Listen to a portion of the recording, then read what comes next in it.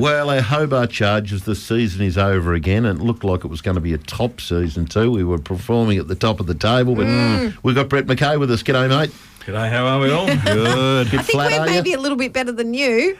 Oh, look, it's been certainly a challenging journey we've had this year.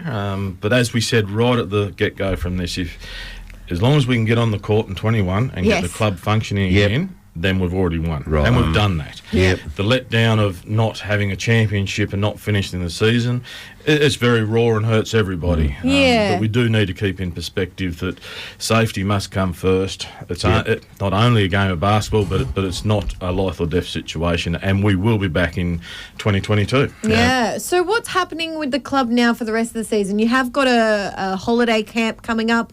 Are the guys and girls going to be out and about in the community anyway, doing some things? Yeah, we've never stopped being out and about in the community. And the holiday camps there with Swisher, our partners there at West End, so they'll be running all those for us.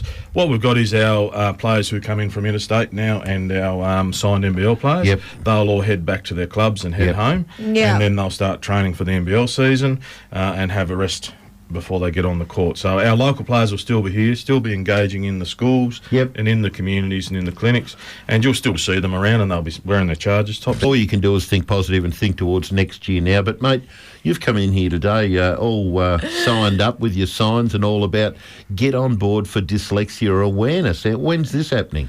October's Dyslexia Awareness Month, so we're encouraging many landmark buildings as we can to light up red. We've had the Rest Point already jump on board, so they're going to light up the iconic tower. Well, on behalf of 7HO, we'll put our red light bulbs in the windows too, like we do for the other events that we use. Yeah. Oh, that'd be fantastic. Yeah. But look, the light at red for dyslexia, it's been going now for 5 years.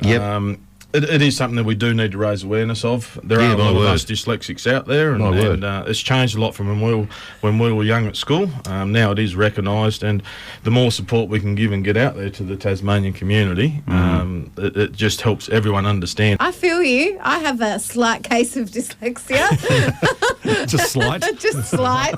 Just a little bit, but it is debilitating. And I think as well it's also one of those things that people, I don't know, they don't really understand when somebody is suffering from dyslexia. So I think something like this is great for kids and people to get on board and see the reasons and the facts. You know, dyslexia affects up to 1 in 5 people. Yeah. That's huge. Wow. And the big thing with these sort of campaigns too, if a child is feeling like maybe there is something not right, that they're probably not picking up spelling or something as quick as they shouldn't feel ashamed to talk up about it and to ask questions. Yeah, it's just a fantastic thing. Yeah. And, I've been doing it now for quite a while because, my middle daughter, Bessie, she's dyslexic, and, that's where we came back into it, if you want, with the school. They didn't quite understand it, and so it's a lot different from when I was there. You just be put in the corner, you got the cane for not being smart or something like that.